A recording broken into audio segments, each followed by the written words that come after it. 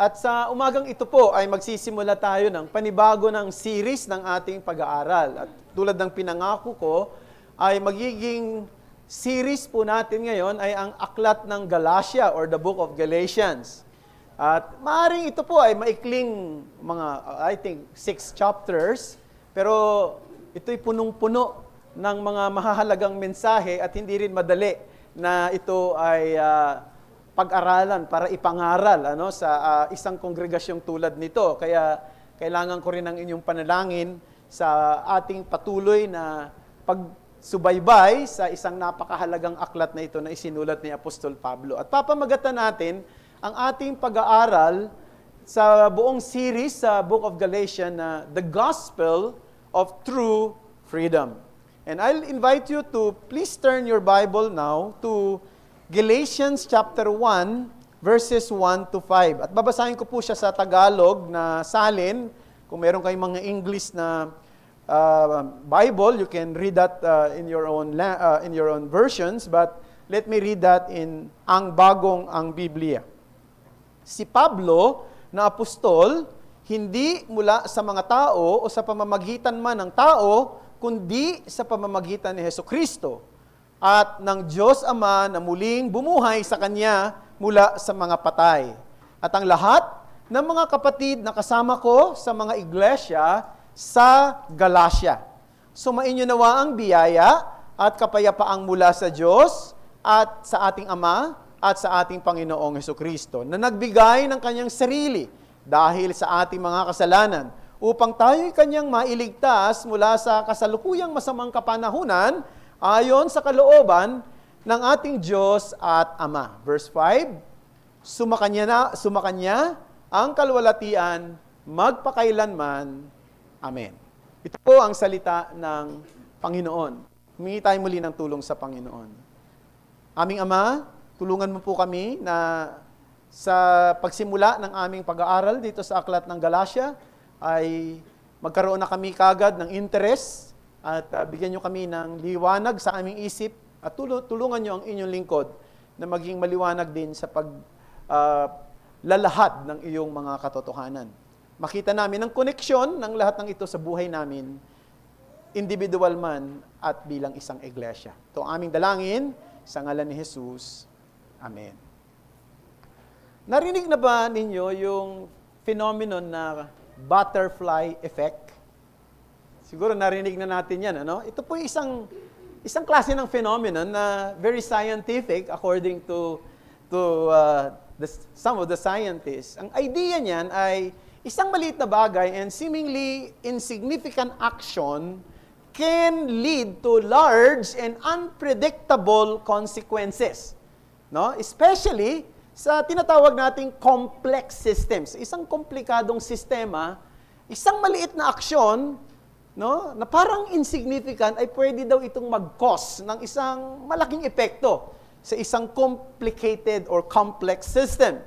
For example, kaya nga ginamit yung salitang butterfly effect, yun daw isang pagaspas ng paru-paro, yung kanyang pagaspas ng kanyang pakpak, ay halimbawa, ay mangyari sa isang lugar, pwede daw itong magkaroon ng isang tinatawag na chain of events, no? Pagaspas at ng paru-paro, magkakaroon ng chain of events sa kanyang hangin and eventually would contribute to a formation of a tornado in some place or in other place. Now, itong concept na ito ay medyo mahirap intindihin, especially kung tulad ko, ang ilan sa inyo, ay tulad kong wala namang masyadong alam pagdating sa mga scientific na bagay na ito, no?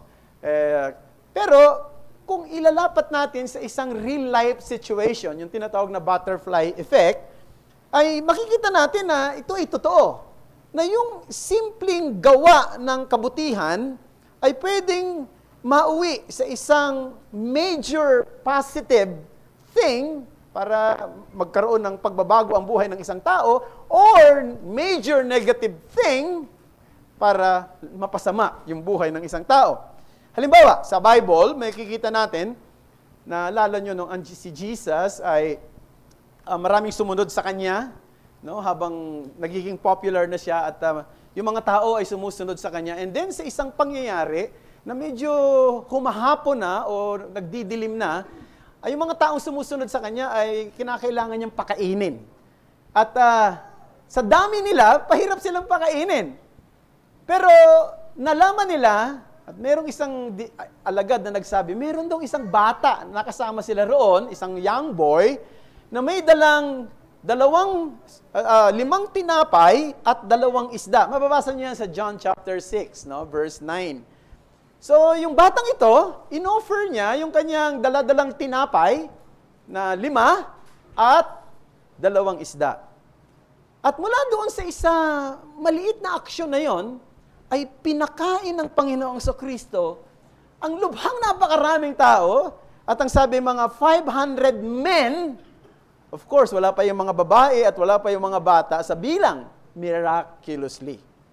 So, yun yung sinasabi natin, in real life, pwedeng maging totoo yung butterfly effect na sinasabi nila sa science ay ito daw ay totoo na sa ating panahon. Now, conversely, brethren, pwede ko rin sabihin sa kabilang bahagi, ang isang maliit na pagkakamali, perhaps a poor decision or careless word could set off a chain of events that negatively impact someone's future. No?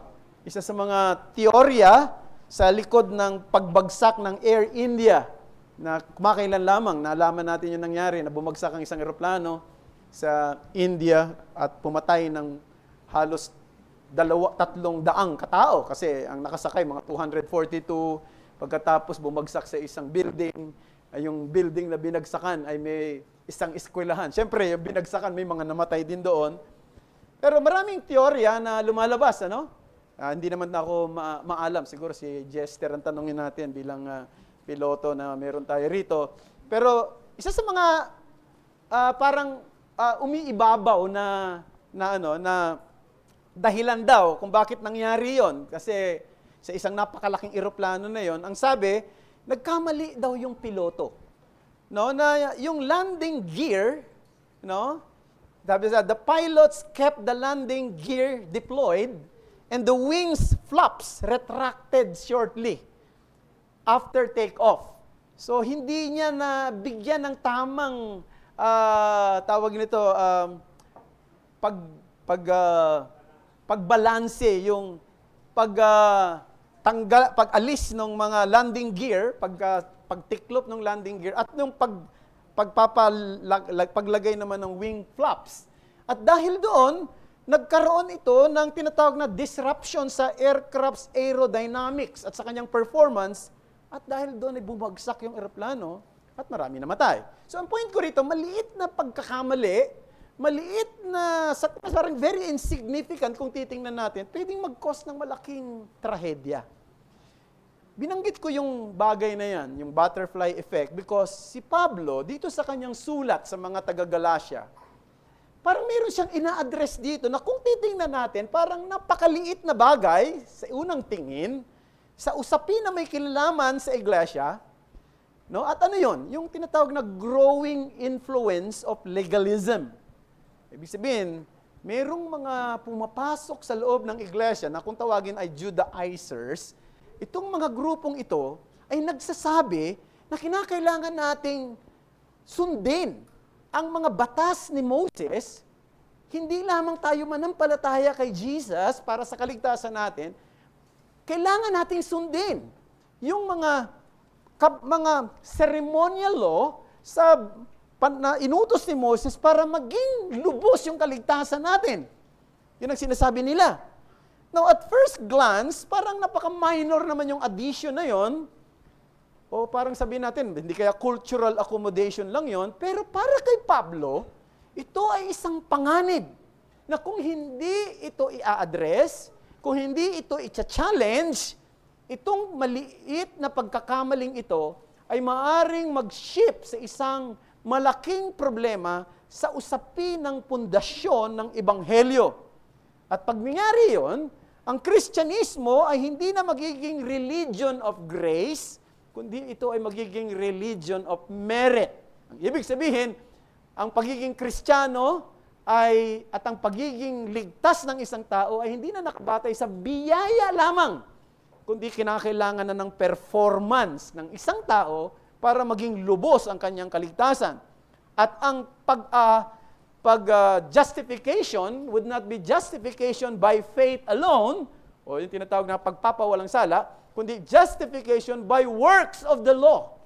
Si F.F. Bruce, isang New Testament scholar, rightly noted, ang sabi niya, that even if the requirement is only a token measure of law-keeping, it is still a denial of the gospel. It is still a denial of the gospel. So kung maliit na bagay lamang naman may pinasusunod sa iyo, ito pa rin ay pagtanggi sa tunay na mensahe ng Ebanghelyo. It becomes in effect a different gospel altogether. Kaya, di ba, sa mga susunod na mga talata na mababasa at mapag-aaralan natin next time, makikita nyo na medyo matalas na yung mga pananalita rito ni Pablo at sasabihin niya na kung merong magtuturo sa inyo, kahit na anghel na darating at magtuturo ng ibang ebanghelyo, sabi niya, siya'y pakasumpain. Let them be anathema. So, napakahalaga para kay Pablo yung usapin na ito. Kasi sa tingin niya, merong butterfly effect ito.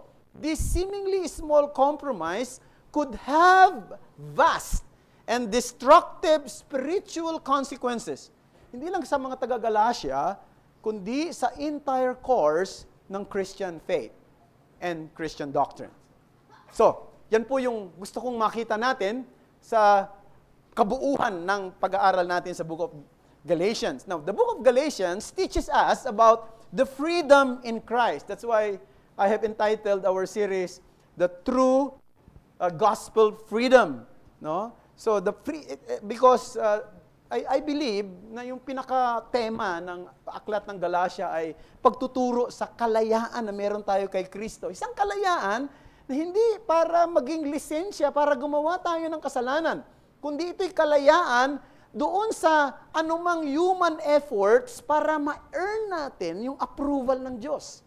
Ang ibig sabihin, may mga tao na pinipilit nilang gawin yung mga bagay na sa tingin nila'y tama kasi gusto nilang iligtas sila ng Diyos.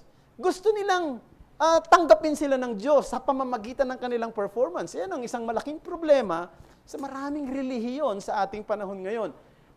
Nakabase sa performance ng tao ang kanilang kaligtasan. Hindi sa biyaya lamang. Now, si Pablo ay nagbibigay ng diin sa katotohanang tinatanggap tayo ng Diyos hindi dahil sa ating mga katuwirang taglay o sa ating mga performance, kundi dahil sa ginawa ni Kristo lamang. At yan ang totoong kalayaan. Knowing that while we are called to pursue holiness, our standing before God does not depend on our perfection, but on Christ's work alone.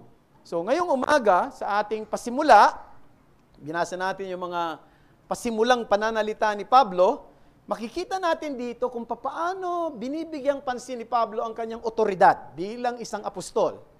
At pagkatapos, makikita rin natin dito, ipaliliwanag niya sa pasimula pa lamang ang mensahe ng Ebanghelyo. Isang mensahe na dapat nating malaman, yakapin, tayuan, at tapat na ituro sa mga taong ating nakakausap. So, itong bagay na ito ay isang foundational. Hindi lang ito foundational, kundi vital sa pag-preserve ng totoong kalayaan na meron tayo sa ating Panginoong Kristo. At ang mensahe na gusto kong bigyan natin ng pansin ngayon ay ito. Apostolic gospel flows from God's grace through Christ's sacrifice unto God's glory. Ang ebanghelyo na itinuturo ng mga apostol ay nanggagaling sa biyaya ng Diyos sa pamamagitan ng sakripisyo ni Kristo na mauuwi sa kaluwalhatian din ng Diyos. Meron pong dalawang paghahati ang gagawin natin. First, we will be looking at Paul and his mandate. And secondly, Paul and his message. Paul and his mandate. Si Pablo at ang kanyang mandato bilang isang taong may otoridad at bilang isang apostol. At pangalawa, titingnan natin si Pablo at ang kanyang mensahe. Una, sa ilalim nito, gusto kong mapansin natin kung paanong ipinakita ni Pablo rito yung kanyang authority of apostleship. The authority of apostleship, affirm, pinagtibay niya yung kanyang otoridad bilang isang apostol. Now, alam nyo, pag binasa nyo yung mga sulat ni Paul, usually, nagsisimula siya sa mainit na pagbati. No? At very affectionate yung kanyang greetings. No? At madalas, ito ay sinusundan ng pasasalamat niya dahil sa mga magagandang report na naririnig niya sa mga iglesyang ito na kanyang sinusulatan. Yan ang pattern niya. Pag binasa niyo yung sulat niya sa mga taga-Roma, Corinto, sa Pilipos, sa Epeso, sa Colosas, sa Thessalonica. However, pagdating sa sulat niya sa mga taga-Galacia, medyo nag-iba ang tono ni Pablo. Napaka-unique ng kanyang style dito. Merong striking urgency sa kanyang tone. Wala yung warm greetings. Wala yung mainit na pagbati. Wala yung affectionate greetings. Kundi parang galit si Pablo rito. Walang pleasantries. He gets straight to the point. No? Pumunta kagad siya doon sa kanyang business.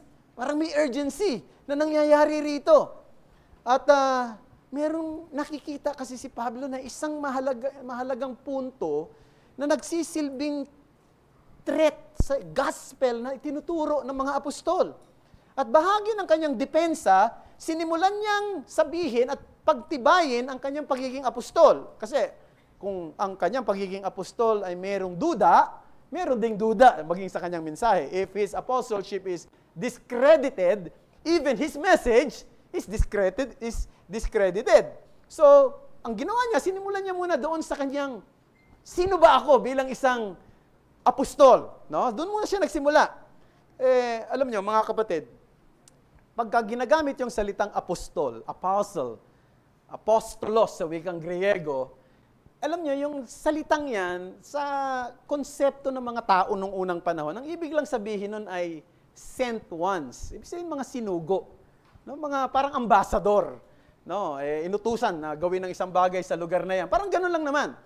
Pero, noong dumating na ang bagong tipan, mapapansin natin na yung salitang apostol ay naging mas malalim at naging mas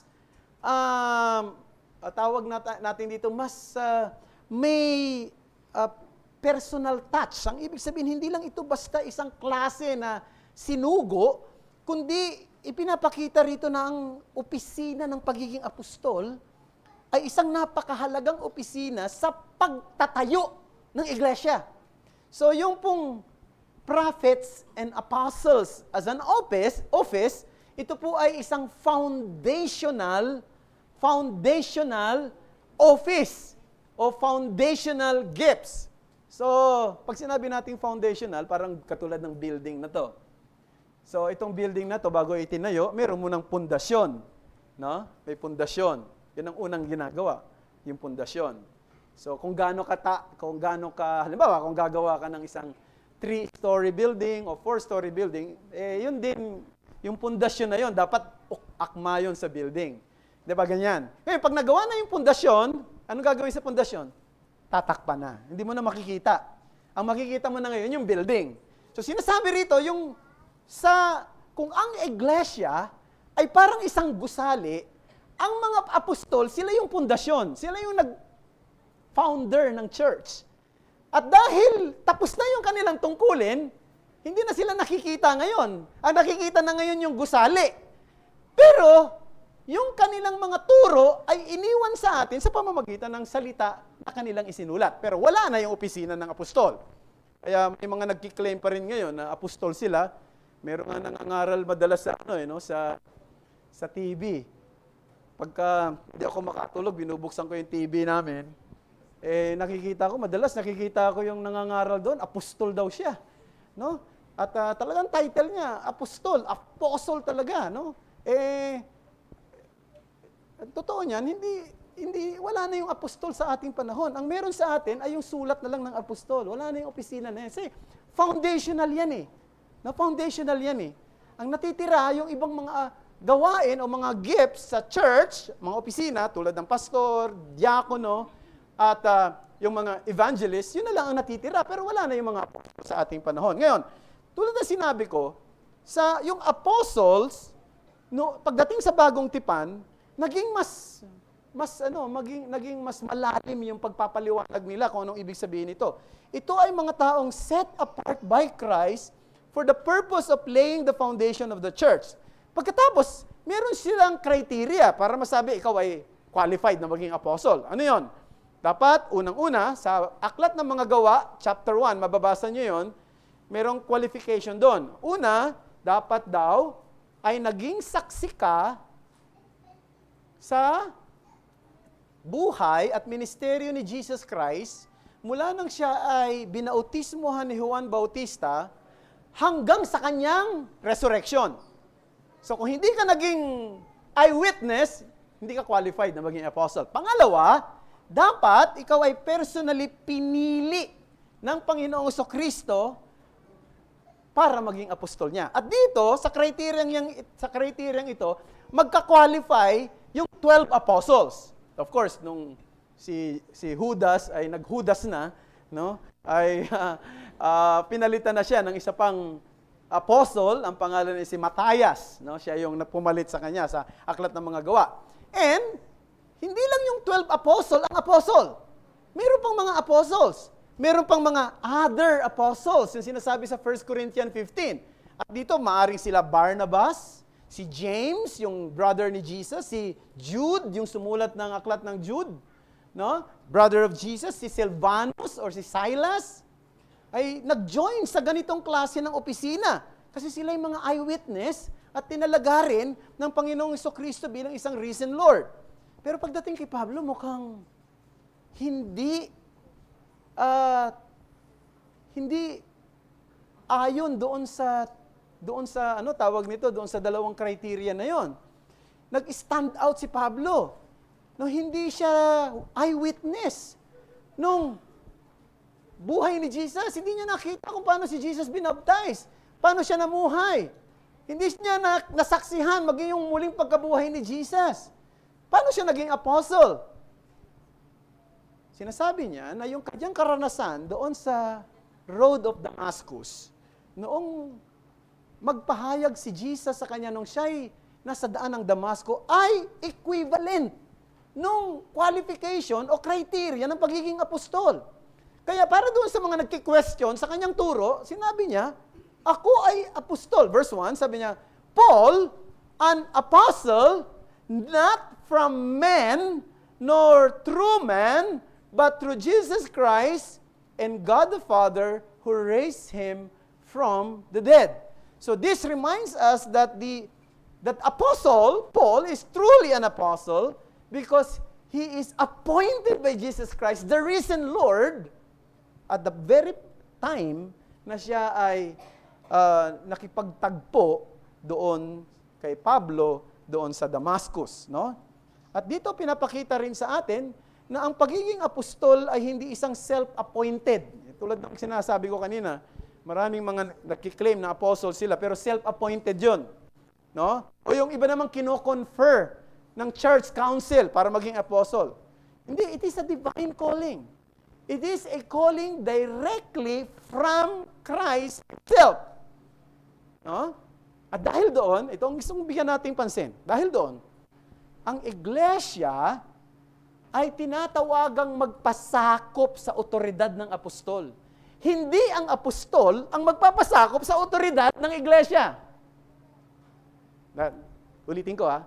Ang iglesia ay tinatawag na magpasakop sa otoridad ng mga apostol, hindi ang apostol ang magpapasakop sa otoridad ng iglesia. Bakit? Sapagkat ang isipan ng Diyos at ang kalooban niya ay nire-reveal niya sa mga apostle.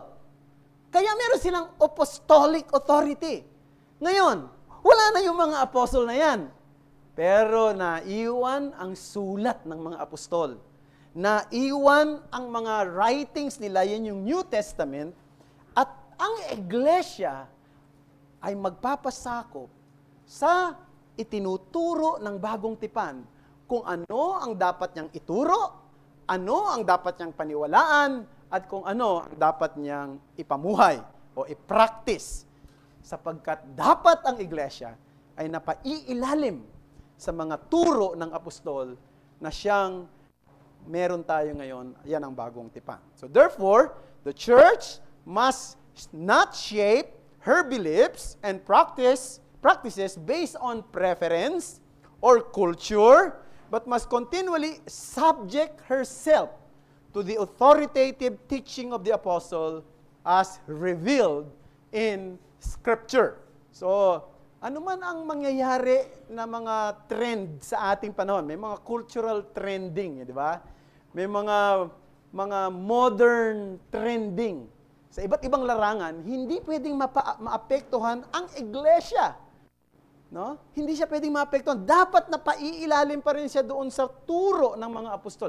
Ano man ang cultural trending na meron tayo ngayon. At yan ay binibigyan diin ni Pablo, siya ay may otoridad bilang isang apostol. Pangalawa, mapapansin din natin dito, not only the authority of his apostle, but his affection for the assemblies articulated. Verse 2, basahin natin.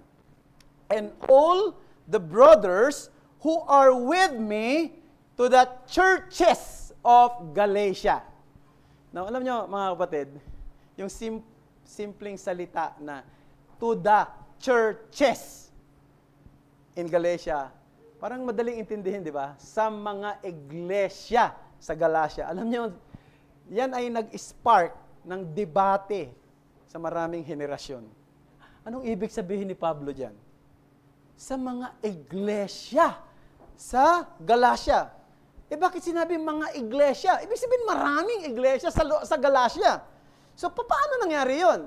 May dalawang teorya na pinopropose ng mga scholars. Ang unang teorya, yung tinatawag na Northern Galatian Theory. Yung Northern Galatian Theory ay ganito. Kasi ang Asia Minor, noong unang panahon, Asia Minor, alam niyo yung Asia Minor, sa panahon natin ngayon, yan ay yung Turkey.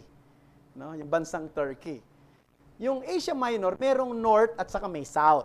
Yung northern part ng Asia Minor, mayroong grupo ng mga tao, mayroong isang bahagi doon o isang town na ang mga tao nakatira doon ay tinatawag na Gauls. G-A-U-L-S, Gauls. O minsan ang tawag sa kanila ay Gaulatians. Gaulatians. So ethnic sila.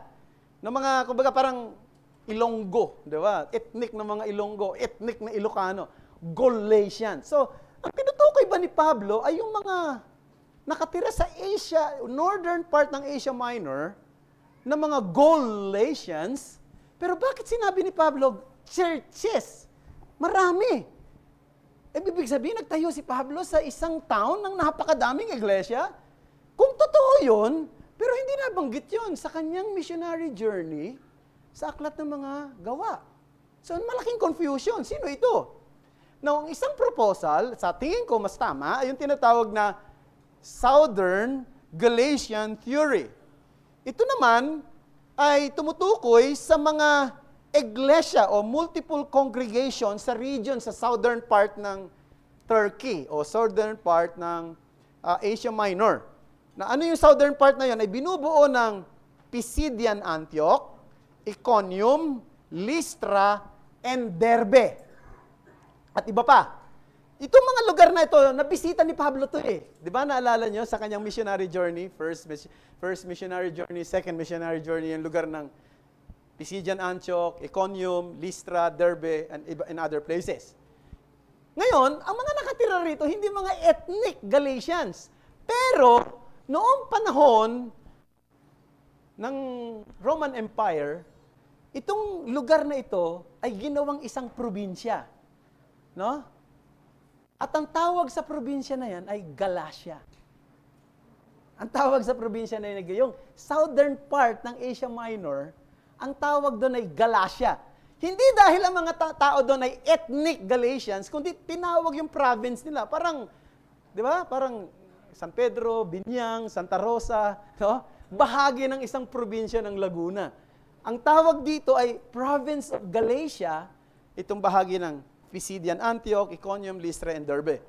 So, mas malapit sa katotohanan na yung sinasabi ni Pablo na churches in Galatia ay tumutukoy sa mga iglesia na nandito sa Derbe, sa Lystra, sa Pisidian Antioch, sa Iconium. Sapagkat nabisita ni Pablo yung lugar na yan. Nangaral si Pablo sa lugar na yan. May mga nakakilala sa Panginoon sa lugar na yan. At yon ang sinusulatan ni Apostol na si Pablo. Now, sabi ko, hindi ganun kadali. Yun lang mang salitang churches doon, naging malaking issue na yan. Now, regardless, anong theory ang tama, although I personally subscribe to the Southern Galatians theory, pero ang gusto kong pansinin natin dito, yung primary concern ni Apostol Pablo ay hindi matatawaran. Gusto niyang i-preserve yung kadalisayan ng Ebanghelyo. Gusto niya na ang mga mananampalataya sa lugar na ito, sa iba't ibang sa probinsya ng Galacia, ay mas malinaw na naiintindihan nila yung biyaya ng Diyos na nakay Kristo Jesus. Gusto niya na humanga sila hindi lang sa kabutihan ng Diyos, kundi kanilang talikuran, ang anumang form ng performance-based Christianity. Especially sa idea ng paano maliligtas ang isang tao. Ang tao ay hindi maliligtas sa kanyang sariling pagsisikap. Wala siyang ambag sa kanyang kaligtasan. Ang kaligtasan ay biyaya lamang. Maging ang kanyang pananampalataya ay kaloob ng Diyos. Kaya ang papuri at ang parangal ay tanging sa Diyos lamang at hindi sa sinuman. So napaka-forceful ng language ni Pablo rito sapagkat para sa kanya, malaking issue to. Kung sasabihin ng tao ng mga Judaizers na manampalataya kay Kristo, manampalataya tayo, tama yan, pero dapat magpatuli. No? Ang mga mananampalatayang hintil para maging totoo yung kaligtasan nila. Para kay Pablo, malaking problema yan sapagkat ang pananampalataya ay kondisyon ng puso, hindi ito laman. No? Tama ba? Sapagkat yung pagtutuli ay may kinalaman sa laman, no? Sa katawan. Ang pananampalataya ay may kinalaman sa kondisyon ng kalooban, sa puso. So, hindi pwedeng pagsamahin yon, yung bagay na yon para sa Kanya. Sa Kanya, hindi pwedeng magkamali tayo rito. Alam nyo, marami tayong pagkakamali, di ba? Siguro, in many areas of life, nagkakamali naman tayo. Halimbawa lang, minsan may naghain sa akin ng pagkain. Sobrang alat, no? Kasi napadami yung asin, nagkamali siya eh. So yung paglagay niyo ng asin, siguro kasi hindi, 'di ba, yung pantaktak, minsan hindi mo naman nalalaman agad-agad na ang dami mo na palang nailagay, ay napakaalat. No? Sayang din naman, kinain ko na rin. No? Sayang eh. Kaya lang, kinakailangan ko uminom ng tubig kasi ang alat eh. Agad. Pero, kahit na yung pagkakamali na yon, mga kapatid, hindi naka-apekto yun sa buhay ko. Hindi naka-apekto sa pananampalataya ko. Walang kahariang bumagsak dahil sa maalat na pagkakamali. No? Walang imperyo na gumuho dahil doon sa nagkamali lamang ng timpla sa pagkain. Tama ba? Pero alam nyo, kung magkakamali tayo sa mensahe ng Ebanghelyo, ang nakasalalay doon ang kaluluwa mo, ang kaluluwa ko, no? Ang kaluluwa ng mga taong tinuturuan na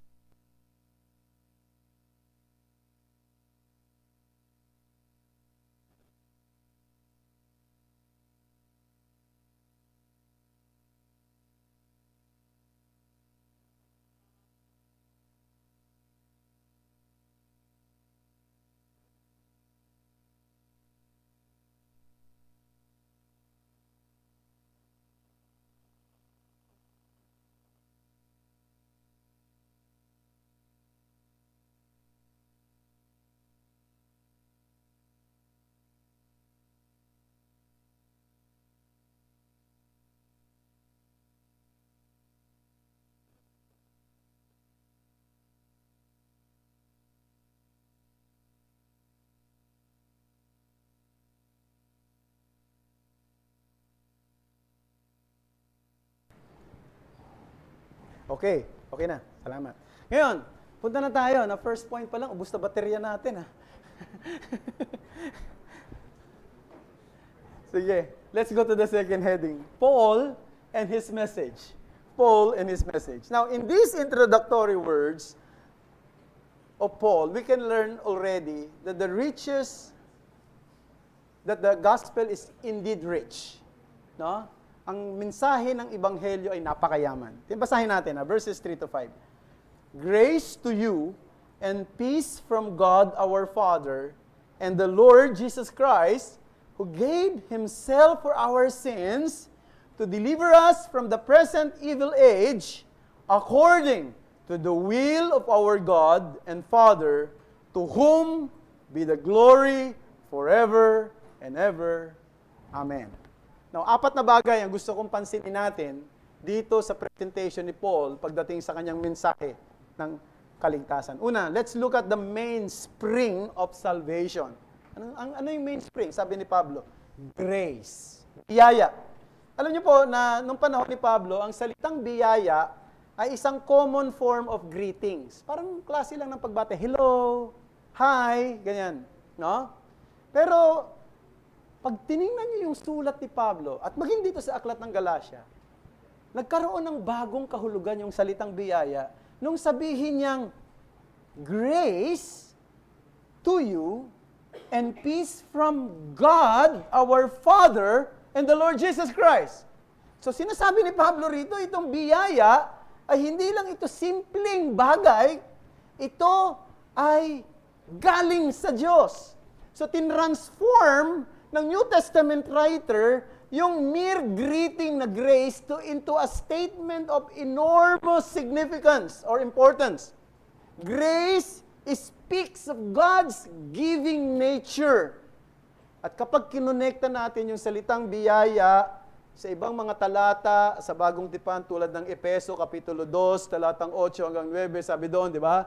Sa biyaya kayo'y naligtas sa pamamagitan ng pananampalataya at ito'y hindi sa inyong sarili, ito'y kaloob ng Diyos upang ang sino man ay huwag magmapuri. Maiintindihan natin yung biyaya ay hindi lang simpleng pagbati, kundi pagpapakita ng unmerited favor. Ibig sabihin, isang pabor na ibinibigay ng Diyos sa mga taong hindi karapat-dapat. Ito'y isang regalo na hindi mo pwedeng pagtrabahuan, hindi mo pwedeng pagpagalan. Ito'y ibinibigay niya sa mga taong tulad mong hindi nararapat tumanggap nito. At bilang isang makasalanan, we are unworthy, even of the smallest expressions of God's goodness. And yet, by His grace, we receive the greatest gift of all. Ano yon? Ang kaligtasan sa pamamagitan ni Kristo. At dito, inilalantad sa atin ang kalaliman at kagandahan ng puso ng Diyos. Pangalawa, not only the mainspring of salvation, the manifestation of salvation. Anong sabi doon? Grace to you and peace from God our Father. As I said, tulad ng salitang biyaya o grace, yung peace, sa panahon ni Pablo, isa rin siyang common Hebrew greetings. Galing sa wikang Hebreo na shalom. Naririnig nyo na yung salitang yan, shalom.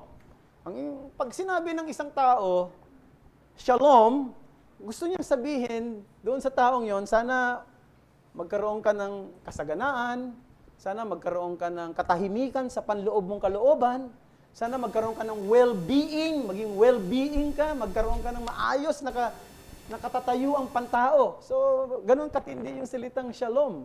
No, si Boots laging ganyan bumati yan. Shalom, no? Malalim 'yon. Sinasabi niya pag hinabati niya, Pastor, shalom. Gusto ko, Pastor, sumagana ka. Gusto ko, Pastor, magkaroon ka ng tahimik na kalooban. O well-being. Ganun katindi yun.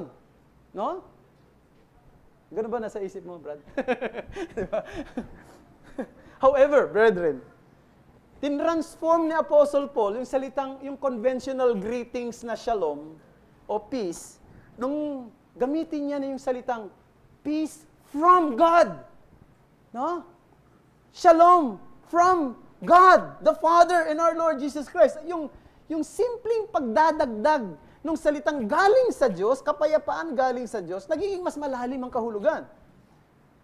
Ang ibig sabihin, walang totoong kapayapaan na umiiral kung ang Diyos ay kalaban mo. Kung ang Diyos ay kaaway mo. Kinakailangan magkaroon ka ng kapayapaang galing sa Diyos. Dahil kung hindi ka magkakaroon ng kapayapaang galing sa Diyos, kaaway mo ang Diyos. Kalaban mo ang Diyos. Papaano ka magkakaroon ng kapayapaan laban sa Diyos na banal kung ikaw ay makasalanan? Kalaban natin ang Diyos. Kaya papasok dito si Jesus Christ. Siya yung magsisilbing daan ng kapayapaan. Paano mangyayari yun? Colossians chapter 1, verse 20.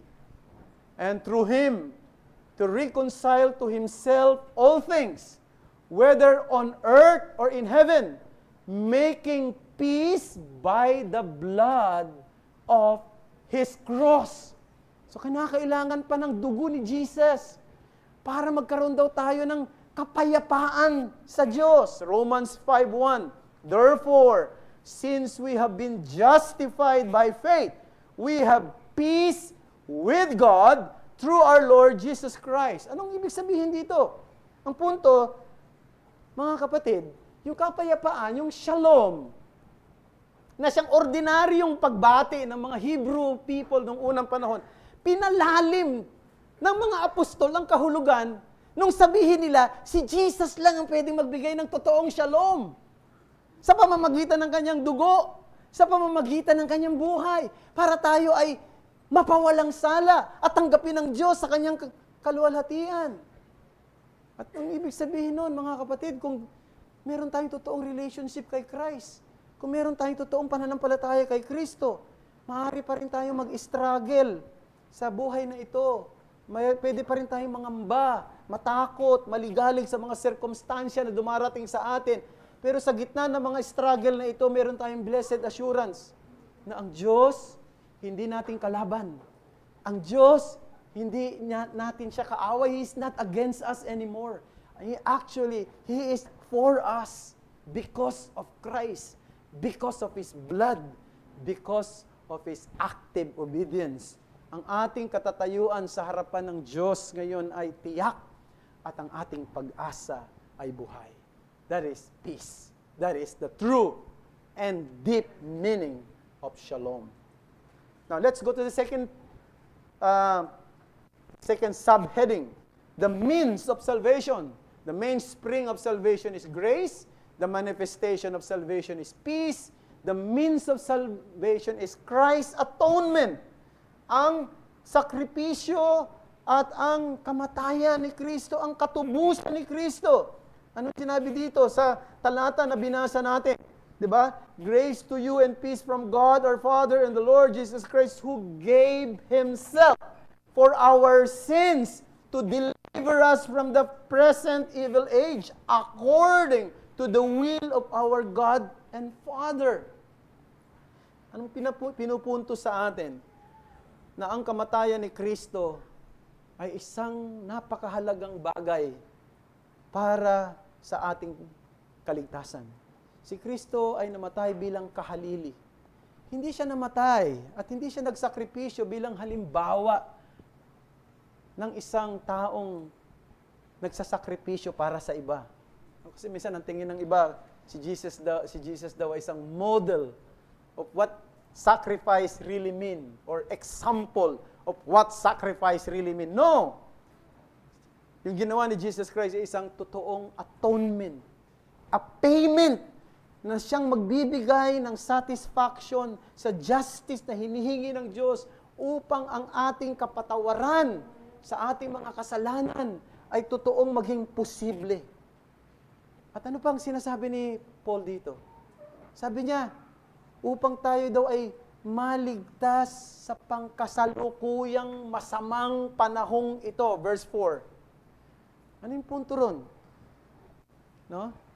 Hindi lang pala ang ginawa ni Jesus Christ para i-secure yung ating place sa heaven. Sa new heavens and new earth. Para tanggapin tayo ng Diyos. Para daw tayo iligtas. Maging sa pangkasalukuyang panahong ito. Now, siguro ang tanong paano nangyari yun? Kasi pag sinabi mong niligtas ka sa pangkasalukuyang panahong ito, para kang pinalayang bilanggo. Paano ka nakalaya? Andito pa rin tayo sa isang makasalanang mundo. Andito tayo sa fallen world. Nasa evil world pa rin tayo. Paano nangyari yung sinasabi rito na we are delivered from this present evil age? The answer is this. Bagamat nandito pa tayo sa pangkasalukuyang masamang panahon, ang ginawa ni Kristo na sakripisyo ay sumisira ng kapangyarihan ng masamang panahon. Ulitin ko, ang ginawa ni Kristo na sakripisyo ay sumisira ng kapangyarihan at sumpa ng masamang panahon. Ang kanyang kamatayan at muling pagkabuhay ay nagpalaya sa atin sa tinatawag na grip of world's corruption. Kaya sa pamamagitan ng ginawa ni Kristo, kung ikaw ay Kristiyano, pwede mo nang sabihin sa kasalanan, no. At pwede mo nang sabihin sa kabanalan, yes. No? Pwede mo nang salansangin ng dyablo. Pwede mo na siyang labanan. At pwede na siyang tumakas sa harapan mo. Pwede na nating tawagin ang ating Ama sa panalangin at sabihin sa Kanya, Ama, lead us not into temptation, but deliver us from this evil age. Diba yun ang turo ni Jesus? Doon sa Kanyang Lord's Prayer. Sabi ng isang teologo, the power of the age to come has broken into the present age. Ang kapangyarihan ng panahong darating ay pumasok sa pangkasalukuyang panahon. No? Nag-break in sa pangkasalukuyang panahon. Kaya tayo mga mananampalataya ni Kristo sa isang masamang panahong ito ay meron ng kapangyarihan na lumaban sa masamang takbo ng panahon. We can say yes to holiness and no to sin. Pwede na nating sabihin yung panalangin na tinuro ni Jesus sa mga apostle at sa kanyang mga disciple, Lord, your will be done on earth that is present as it is in heaven. So, dito makikita natin yung ginawa ni Jesus sa atin, napakalalim. Hindi lang ito pa may kinalaman sa future. May kinalaman ito sa present age. Kaya nga ang totoong Christian, mayroong pagbabago. May pagbabago siya sa kanyang buhay. May pagbabago siya sa kanyang pananaw. Meron siyang paglaban sa kasalanan. Meron siyang paglaban sa mga bagay na masama. That is, the means of salvation. Let's go to the last point. Last sub-point, the mission of salvation. Ano sabi ni Jesus, ni Apostle Paul? Sabi niya, verse 4 and verse 5, di ba? Sabi dito, of course, basahin natin ulit, verses 3 to 5, grace to you and peace from God our Father and the Lord Jesus Christ who gave Himself for our sins to deliver us from the present evil age, according to the will of our God and Father, to whom be the glory forever and ever. Amen. What is the goal? What is the mission of our salvation? God's glory. No? God's glory. Alam mo yung salita rito, doxology to eh. Di ba? Usually si Pablo, pagka nagbibigay ng doxology, sa huling bahagi ng kanyang letter. Pero dito, inunan niya na kagad, pinuri niya na kagad ang Diyos. Very unusual yon para kay Paul, na simulan niya kagad ang kanyang sulat sa doxology.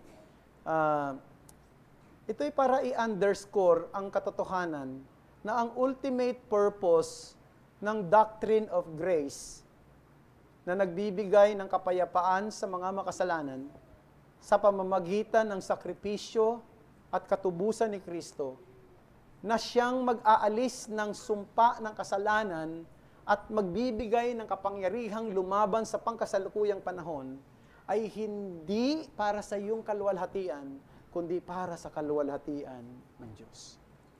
Sabi ni John Piper, the goal of missions is worship. Diba? Very popular yung salitang yun ni John Piper. The reason of evangelism is worship. God saves sinners so that they may worship Him. That's the aim. So let me ask you, are you saved? Ikaw ba'y ligtas na? Ikaw ba ay nakatitiyak na sa iyong sarili at tinatanggap ka na ng Diyos ngayon? Ano man ang mangyari sa buhay mo, alam mo, tatanggapin ka ng Diyos sa kanyang kaluwalhatian. Nakakatiyak ka na ba? Kung hindi pa, anong dapat mong gawin? Lumapit ka sa tagapagligtas. Lumapit ka kay Jesus. Ngayon na. At manampalataya sa Kanya. Magsuko ng buhay sa Kanya. Pero kung ligtas ka na, ang susunod na tanong ay, sinasamba mo ba siya? Sinasamba mo ba siya? Ikaw ba'y worshiper? Kung ang pagsamba para sa iyo ay isang bagay na hindi mo nilolong, hindi ka delightful, parang duty lang, parang dull activity lang, no? Parang bahagi lang na nakagawian. Nire-reveal nito ang isang mas malalim na kondisyon ng iyong puso. Ikaw hindi pa binabago ng Diyos. Hindi pa ikaw ligtas. Yan ang sinasabi nun. Sapagkat ang totoong ligtas ay merong hangaring sumamba at maglingkod sa nagligtas sa Kanya. Kumbaga parang pag naging Christian tayo, naging ligtas tayo, magbabago na yung DNA natin. No? Yung DNA natin, yung spiritual DNA natin, ay meron ng longing to worship. Meron ng delight to worship. Meron ng desire to please the one who saved us. Kung yung longing nga yan, absent, baka hindi ka pa nga ligtas. Yan ang isang bagay na pag-isipan mo. Kaya suriin mo yung puso mo ngayon. Pero kung ikaw ay ligtas na, dapat meron kang kagalakan sa pagsamba. Meron kang kagalakan sa pagbibigay luwalhati sa Kanya. Ang Sunday para sa iyo ay isang pagpapala at isang kagalakang tinitingnan mo, yun nilulook forward mo. O hindi ito isang bagay na binabaliwala mo. Sapagkat ang totoong ligtas ay mananamba ng Diyos. Manalangin tayo. Salamat po sa mga salita mong ito na napagbulayan namin, Panginoong Diyos, ngayon pong umaga sa pagsisimula ng aming pong journey sa Book of Galatians. Sana po ay magsuri ang bawat isa sa amin, sa aming kalalagayan, kung kami ay totoong ligtas. Makita rin namin ang kahalagahan ng ang kaligtasan ay sa pamamagitan ng biyaya lamang. Wala kaming bahagi, wala kaming ambag, at ito ay tanging sa ginawa lamang ng iyong anak na si Jesus. At dahil doon, nasa iyo ang lahat ng papuri. Nasa amin ang lahat ng dahilan para kami ay sumamba at maglingkod sa inyo. Sana ito ang totoong delight at totoong longing ng puso ng bawat isa sa amin sa lugar na ito bilang mga kasama sa Sovereign Grace Christian Church. At dalangin namin kung meron pa rito na hindi pa mananampalataya, sana'y kilusin mo ang kanyang puso. Sana'y maintindihan niya ang kadakilaan ng kaligtasan na ginawa ni Jesus. Sana'y totoong masabi niyang ako'y iniligtas. At dahil ako'y iniligtas, ako'y sasamba at maglilingkod ng may katapatan sa Kanya. Ito ang aming dalangin sa ngalan ni Jesus.